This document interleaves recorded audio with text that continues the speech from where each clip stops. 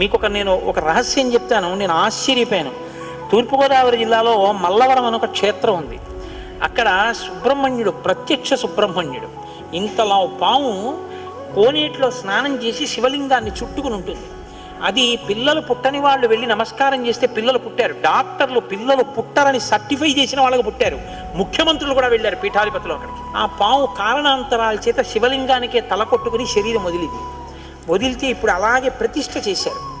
అక్కడ నేను ఆశ్చర్యపోయింది ఏంటంటే, నాకు ఆ దేవస్థానం ధర్మకర్త ఒక ఆయన వచ్చి ఒకసారి ఓ మాట చెప్పారు. బిడ్డలు పుట్టరు అని డాక్టర్లు చెప్పేసినటువంటి వాళ్ళు సుబ్రహ్మణ్య షష్ఠి నాడు ఈ దేవాలయం వెనకాల పడుకుంటారు, వచ్చి బోర్లా పడుకుంటారు ఆడవాళ్ళు.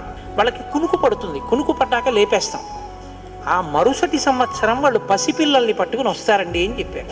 నాకు అపనమ్మకం కాదు, చూడాలనిపించింది. కాకినాడ నుంచి చాలా మందిని కలిసి సుబ్రహ్మణ్య భుజంగ స్తోత్రం